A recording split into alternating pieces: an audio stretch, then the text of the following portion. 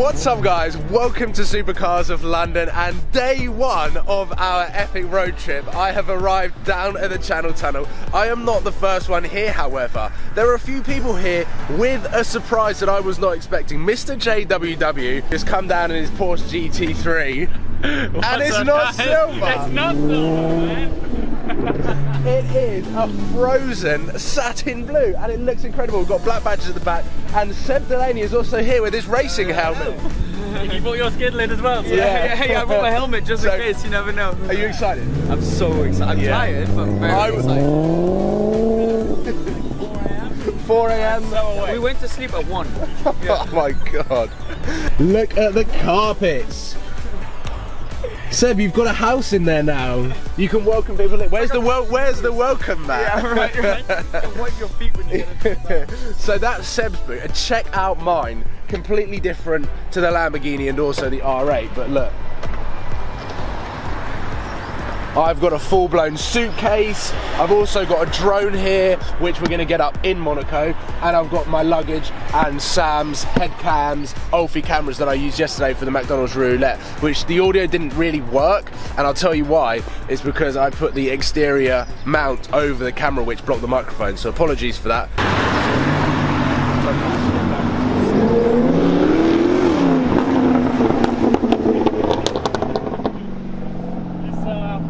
Hey Seb? I'm just jealous. You're jealous?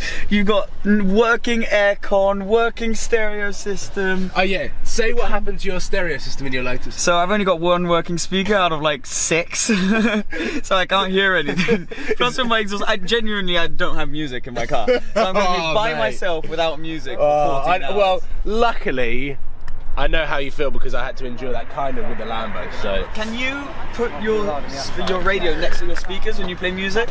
So I can hear music? Yeah, I can do that, yeah, and I'll just have an entire... Yeah, exactly. Just hold the walkie-talkie down. Yeah, that'd be brilliant. Whoa! We are in France! And I really hope the audio is a lot better. We're using the skeleton shell for the interior shot, so I apologise.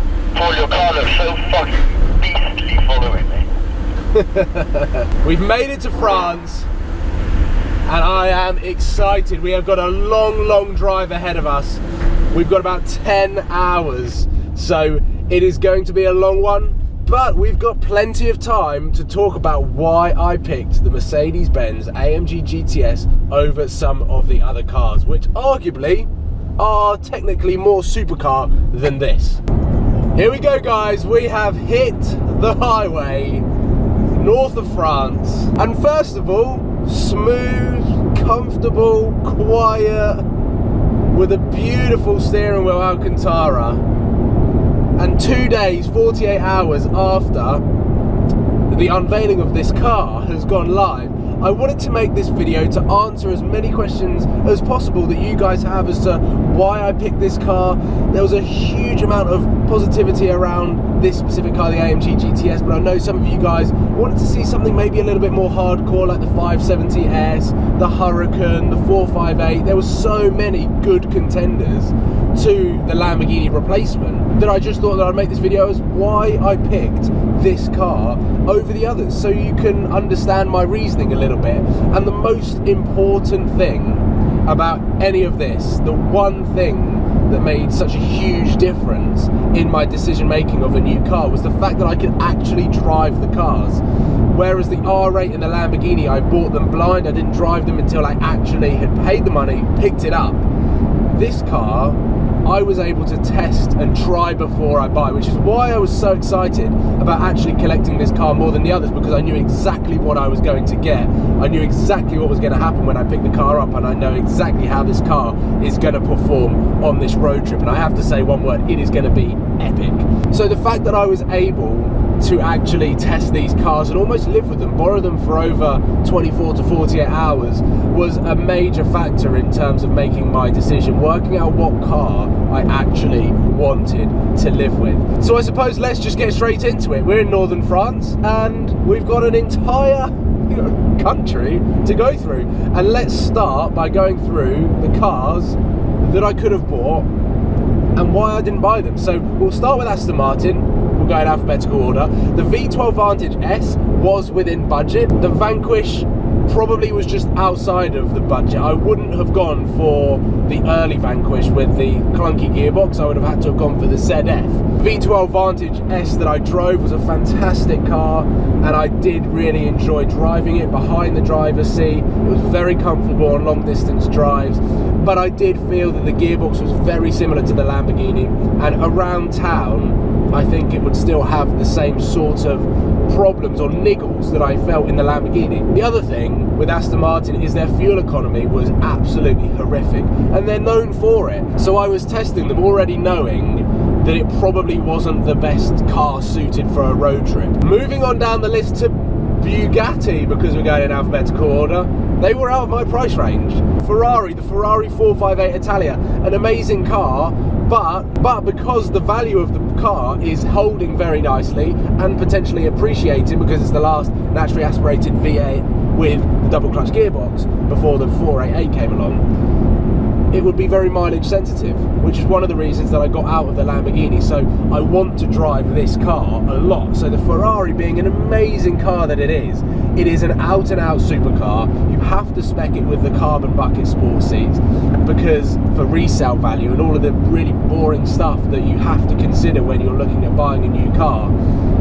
The Ferrari 458 just unfortunately wasn't the right car to change the Lamborghini for. I think it's got some practicality elements to it. The 7-year warranty and 7-year servicing pack that you get with the 458 is definitely a pro, but unfortunately some of the other things that were involved with owning a Ferrari, just I couldn't see myself replacing the Lamborghini with the Ferrari 458. Let's move on to Lamborghini and the Lamborghini Huracan, the rear-wheel drive, the Spider and the 610-4. Now all of these cars are arguably some of the best supercars out there. They are flawless. Lamborghini, unfortunately, just out of my price range.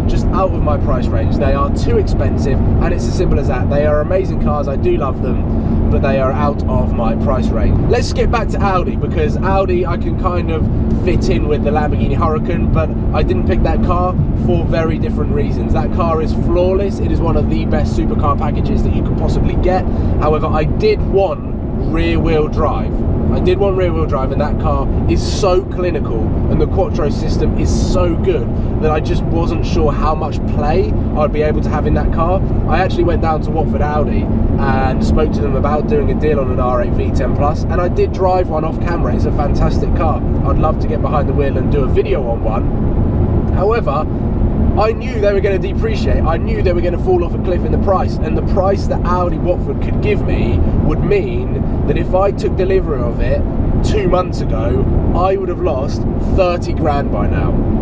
And anyone with common sense knows that that is a bad move. And so here we go. Let's move on to McLaren, because arguably the most popular car alongside the AMG GTS that you guys wanted to see as the replacement to the Lambo. What McLaren are doing at the moment is they are building a brand as quickly as possible, which is why they are building so many cars so quickly. The 570 GT is also coming out very soon, but the waiting list was way too long, and I will be intrigued to drive that car, because if it's more refined, a little bit softer than the 570S, then I think it'll be a very, very good car. But the problem that I have with McLaren, again, like Aston Martin, is that they depreciate pretty quick unless you've got a McLaren P1. When I drove the 570S, this is when things get a little bit interesting, and I didn't actually document it on camera because I was filming separate videos. I think if I was daily vlogging, it would have popped up, but because I had in my head what I wanted to film with the 570S, I couldn't show you what happened off camera. The McLaren 570S and McLarens in general, they are developing cars in the public eye. They are continually developing cars, they are always getting software updates, and they are developing cars right in front of us, which is an amazing experience. But the McLaren versus Mercedes have just got massive budgets. The cars are so well built. This car I knew was going to be incredibly reliable, and just as much, if not, and I would say, having driven this car and the 570S, this is more fun to drive, more comfy to drive, and an all-round better car. And I know the 570 has won in categories and reviews over the AMG GTS, the R8 V10 Plus, and technically a lot of people class the McLaren 570S as a super sports car because it's 140 grand, but if you want one, it's going to be 180 grand once you put options on it, which is just, it's 650S 488 money. So it is definitely a supercar, but McLaren have been very clever with the way that they market that car. Like I was saying, off camera, the car, going back to the developing side of it, I was locked out of gear quite a few times. The start-stop was very, very fluctuant, and maybe I did have a bad example. It was a demonstrator that maybe hadn't had all of the software updates. It had a very annoying rattle here, and there was just some real teething problems that I could see coming through the car that I just wasn't prepared to experience on ownership. Even though it looks fantastic, sounds fantastic, has got incredible doors, it just could not be the replacement, which is how I landed on the AMG GTS.